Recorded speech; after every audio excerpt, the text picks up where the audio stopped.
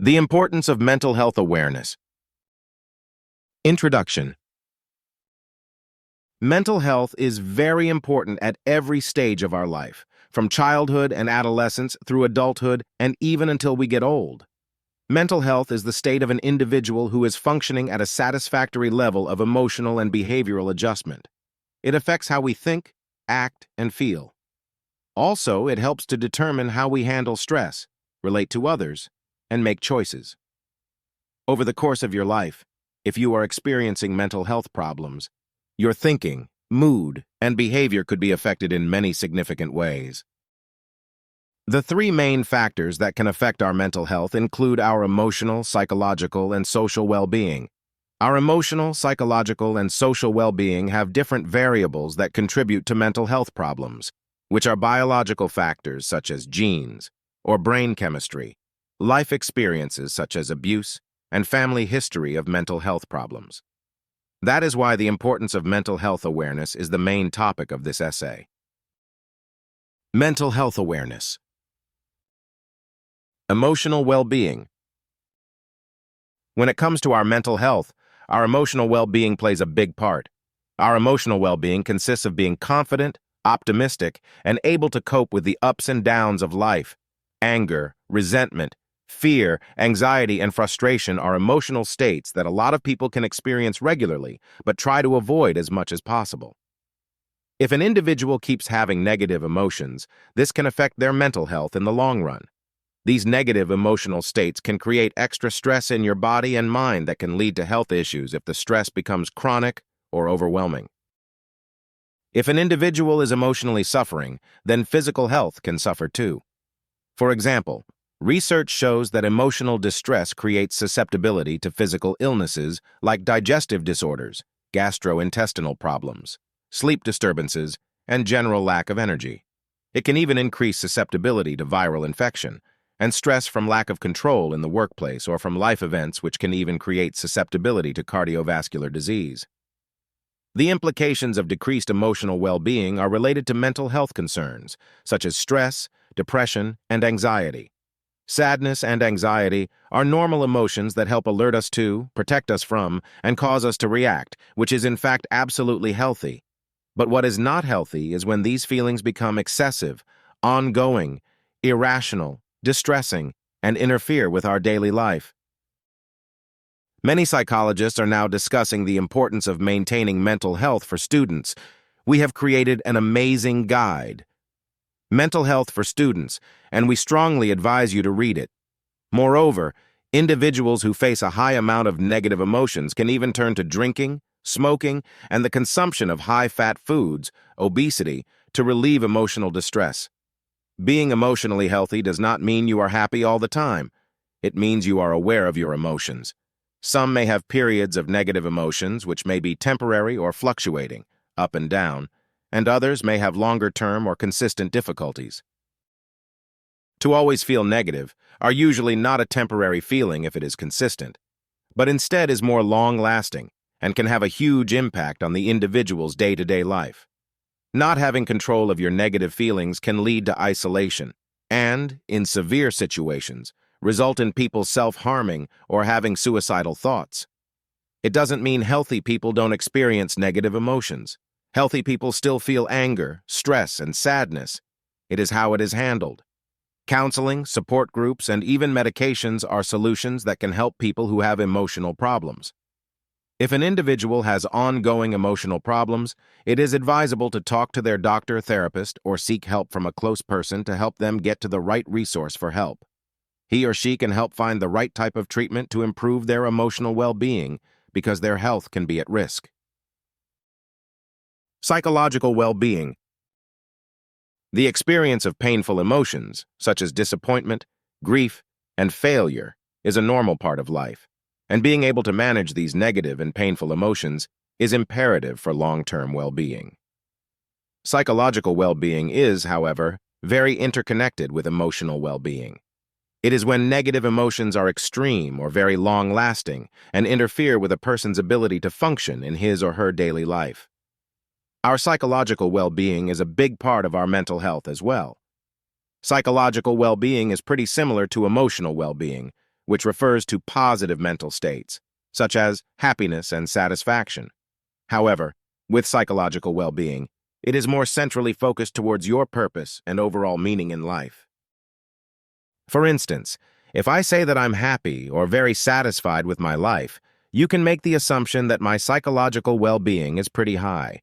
When emotions are not in control and very consistent, it can trigger to psychological disorders such as anxiety disorders, dementia, mood disorders, psychotic disorders, and more, which can lead to a mental illness.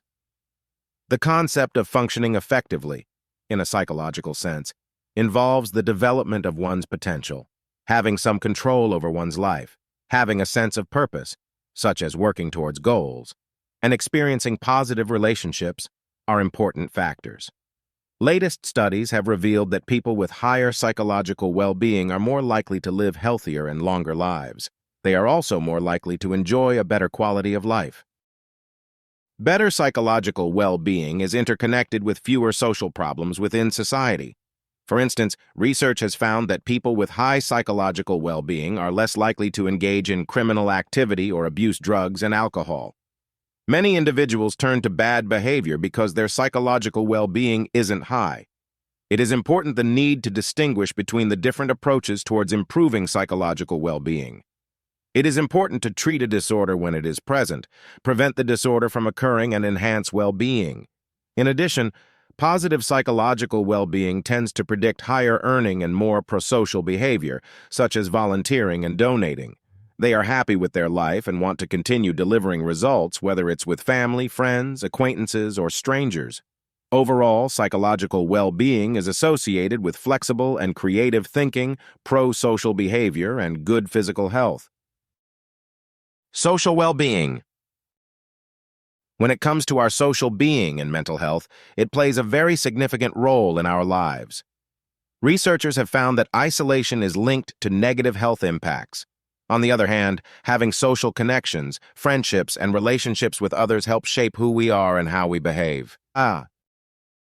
Social well-being is also one of the most significant influences on health and well-being. Good social support may offer greater protection from chronic diseases and illnesses like cardiovascular disease, depression, and anxiety. People who are socially well enjoy great benefits and might even live longer. A healthy social life can enhance the immune system ability to fight off infectious diseases.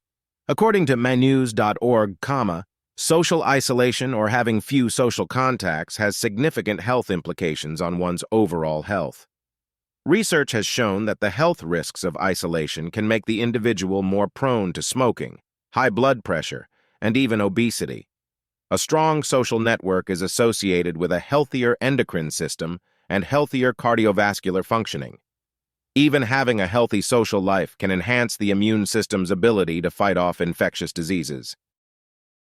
Sometimes it is hard to know if your relationship is healthy or when to let go of a relationship, but talking to someone you trust or a health professional is important to your social well-being. There are strategies that can help your social health, which is making connections, building healthy relationships, and getting active together. Making connections is helpful to work on by making meaningful connections with family, friends, partners, and others in life. You can also make friends at work in inactive groups such as a Zumba class or yoga. Building healthy relationships is making connections and nurturing them over time.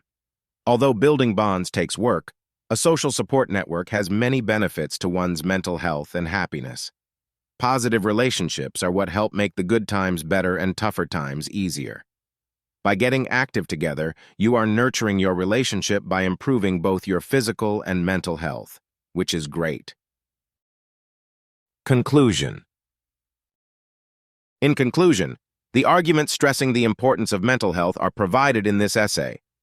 Experts say we all have the potential to develop mental health issues, no matter how old we are, if we are male or female, rich or poor, lightweight or heavyweight, or our background race.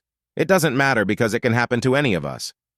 It is shocking when we hear politicians and celebrities have problems with their mental well-being because they have access to the best healthcare systems and the best doctors, yet they aren't able to cope or recover. Mental health problems can happen to anybody. According to the World Health Organization, almost 1 in 5 Americans experiences mental health problems each year, 18.5%. In the United States in 2015, an estimated 9.8 million adults, over 18, had a serious mental disorder. That equates to 4.8% of all American adults. We have to always remember that we matter and take action in self-care, not only physically, but mentally as well. The 3 factors that can affect our mental health include our emotional, psychological, and social well-being. Our emotional well-being deals with coping with our negative emotions with positive ones. Our psychological well-being deals with our purpose and overall meaning in life.